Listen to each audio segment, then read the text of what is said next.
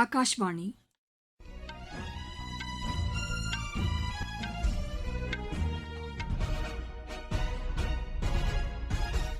செய்திகள் வாசிப்பவர் லட்சுமி ராகவன். தலைப்புச் செய்திகள்: மேற்குவங்க சட்டப்பேரவைக்கு 152 தொகுதிகளில் நடைபெறவுள்ள முதற்கட்ட வாக்குப்பதிவுக்கான ஏற்பாடுகளை தேர்தல் ஆணையம் தீவிரமாக மேற்கொண்டுள்ளது.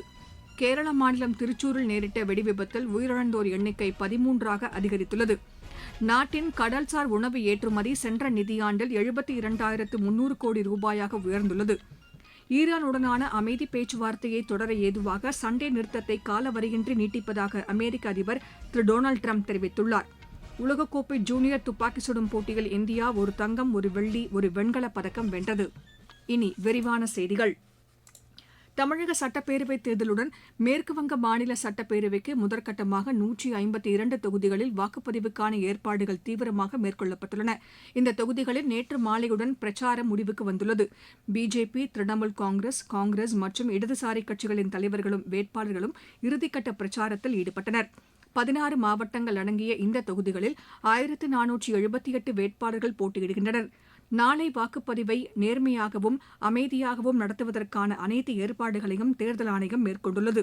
முதற்கட்ட தேர்தலில் 44,376 வாக்குச்சாவடிகள் அமைக்கப்பட்டுள்ளன. இவற்றில் 5,444 வாக்குச்சாவடிகள் மகளிரால் நிர்வகிக்கப்படுகின்றன. மேலும் 207 வாக்குச்சாவடிகள் மாதிரி வாக்குச்சாவடிகளாக செயல்படும் என்றும் மாற்றுத்திறனாளிகள், மூத்த குடிமக்கள் சிரமமின்றி வாக்களிக்க ஏதுவாக அனைத்து ஏற்பாடுகளையும் செய்திருப்பதாகவும் தேர்தல் ஆணையம் கூறியுள்ளது. வாக்குச்சாவடி மையங்களுக்கு மின்னணு வாக்குப்பதிவு இயந்திரங்கள், அழியா மை மற்றும் தளவாடங்களை அனுப்பி வைக்கும் பணிகள் தீவிரமாக மேற்கொள்ளப்பட்டு வருகின்றன. தேர்தல் பணியில் ஈடுபட உள்ள அலுவலர்கள் வாக்குப்பதிவுக்கான ஏற்பாடுகளை தீவிரமாக மேற்கொண்டுள்ளனர். வாக்குப்பதிவு முழுமையாக இணையதளம் மூலம் கண்காணிக்கப்படும் என்று தேர்தல் ஆணையம் அறிவித்துள்ளது. அமைதியான முறையில் தேர்தலை மேற்கொள்வதற்கு ஏதுவாக பாதுகாப்பு ஏற்பாடுகளும் தீவிரப்படுத்தப்பட்டுள்ளன. மாநில காவல்துறையுடன் துணை ராணுவப் படையினரும் குவிக்கப்பட்டு வாக்குப்பதிவு அமைதியாக நடைபெறுவதை உறுதி செய்யும் பணியில் ஈடுபட்டுள்ளனர். மேற்குவங்கத்தில் 2வது மற்றும் இறுதிக்கட்டமாக 142 தொகுதிகளில் வரும் 29ஆம் தேதி வாக்குப்பதிவு நடைபெறவுள்ளது. கேரளம், அசாம், புதுச்சேரியில் கடந்த 9ஆம் தேதி ஏற்கனவே வாக்குப்பதிவு நிறைவடைந்திருக்கும் நிலையில் தமிழகம், மேற்குவங்கத்தில் பதிவாகும் வாக்குகளும் அடுத்த மாதம் 4ஆம் தேதி எண்ணப்பட்டு முடிவுகள் வெளியாகும். உலக அளவில் மாறிவரும் சூழலுக்கு ஏற்ப பாதுகாப்புத் துறையில் புதிய அணுகுமுறையை மேற்கொள்ள வேண்டியது அவசியம் என்று அத்துறைக்கான அமைச்சர் திரு ராஜ்நாத் சிங் வலியுறுத்தியுள்ளார். 3 நாள் பயணமாக ஜெர்மனி சென்றுள்ள அவர் அந்நாட்டு பாதுகாப்புத்துறை தொடர்பான நாடாளுமன்ற நிலைக்குழு கூட்டத்தில் உரையாற்றினார். தற்போது உலக நாடுகள் புதிய பாதுகாப்பு அச்சுறுத்தல்களை எதிர்கொண்டு வருவதாகவும் அதிநவீன தொழில்நுட்ப மாற்றங்கள் இந்த நிலைமையை மிகவும் ஒருங்கிணைந்து செயலாற்ற வேண்டிய கட்டாயம் எழுந்துள்ளதாகவும் அவர் கூறினார். ஜெர்மனியுடன் இணைந்து இருதரப்பிற்கும் பயனளிக்கக்கூடிய வகையிலான தொழில்நுட்ப பங்களிப்பை அதிகரித்திருப்பதாகவும் திரு ராஜ்நாத் சிங் குறிப்பிட்டார். பஹல்காம் தீவிரவாத தாக்குதலின் 1ஆம் ஆண்டு நினைவு தினம் இன்று அனுசரிக்கப்படுகிறது. ஜம்மு காஷ்மீரின் பஹல்காமில் உள்ள சுற்றுலாத் தலத்தில் கடந்த ஆண்டு இதே நாளில் தீவிரவாதிகள் நடத்திய தாக்குதலில் சுற்றுலாப் பயணிகள் உட்பட 26 பேர் கொல்லப்பட்டனர். இந்த தாக்குதலுக்கு உலக நாடுகளின் தலைவர்கள் பலரும் கண்டனம் தெரிவித்தனர். பஹல்காம் 1ஆம் ஆண்டு நினைவு தினத்தையொட்டி இந்திய ராணுவம் வெளியிட்டுள்ள சமூக வலைதள பதிவில் மனிதாபிமான எல்லைகளை தீவிரவாதிகள் மீறும்போது சம்பந்தப்பட்டவர்களுக்கு எதிராக உறுதியான நடவடிக்கை எடுக்கப்படும் என்று எச்சரிக்கை விடுத்துள்ளது. பஹல்காம் தாக்குதலை தொடர்ந்து கடந்த ஆண்டு மே மாதம் 6 மற்றும் 7ஆம் தேதிகளில் இந்திய ராணுவத்தினர் ஆபரேஷன் சிந்தூர் நடவடிக்கையை தொடங்கினர். பாகிஸ்தானில் உள்ள தீவிரவாத முகாம்கள் மற்றும் கட்டமைப்புகளை இந்திய ராணுவத்தினர் தகர்த்தனர். நீங்கள் கேட்டுக்கொண்டிருப்பது ஆகாஷ்வாணியின் செய்தி அறிக்கை. வாக்கு என்பது உங்கள் உரிமை, வாக்களித்தல் உங்கள் கடமை. கடமை புரிந்து உரிமை பெறுவது ஜனநாயகத்தின் தனிப்பெரும் பெருமை. கோட்டை கதவை திறக்கும் சாவி உங்கள் வாக்காய் இருக்கலாம். நீங்கள் அளிக்கும் ஒற்றை வாக்கில் தேசிய கொடியே சிறக்கலாம்.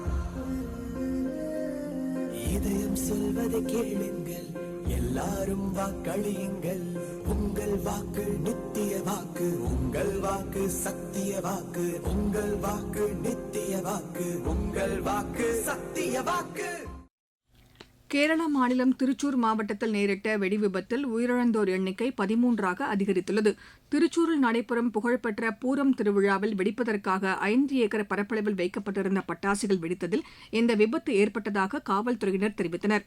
வரும் 26ஆம் தேதி நடைபெறவுள்ள திருவிழாவில் பட்டாசுகளை வெடிக்க திட்டமிட்டிருந்த நிலையில் வெயிலின் தாக்கம் காரணமாக அவை வெடித்ததாகவும் அப்போது அங்கிருந்தவர்களில் 13 பேர் உயிரிழந்ததாகவும் அதிகாரிகள் தெரிவித்தனர்.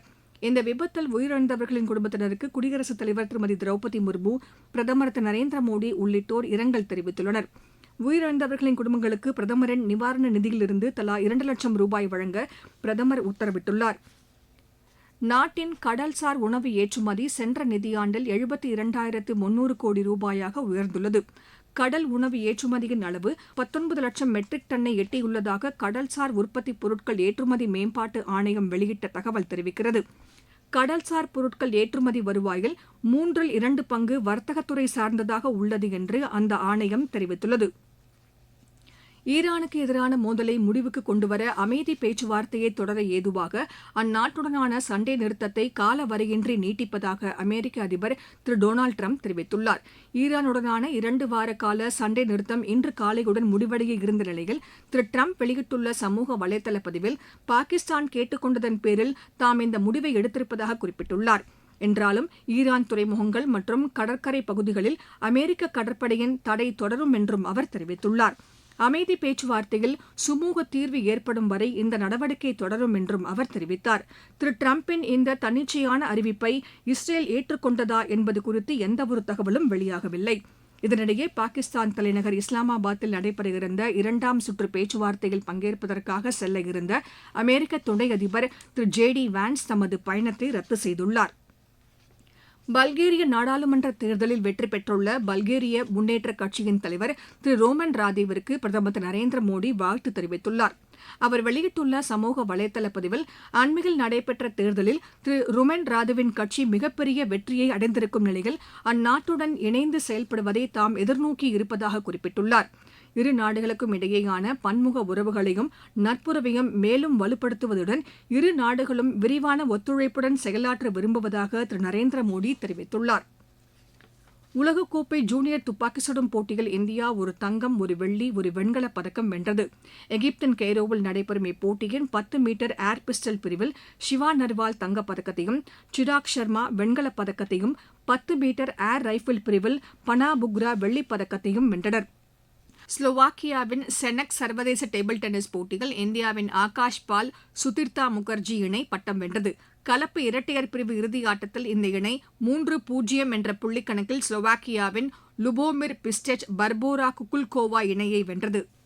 கிராஸ் ஹாப்பர் கோப்பை ஸ்குவாஷ் போட்டியில் இந்தியாவின் அபய் சிங் 2வது சுற்றுக்கு முன்னேறியுள்ளார். சுவிட்சர்லாந்தின் ஜியோரிக்கில் நடைபெற்று வரும் இப்போட்டியின் ஆடவர் ஒற்றையர் பிரிவு முதல் சுற்று ஆட்டத்தில் அவர் சுவிட்சர்லாந்தின் டேவிட் பெர்னட்டை 11-8, 9-11, 11-7 என்ற செட் கணக்கில் வென்றார்.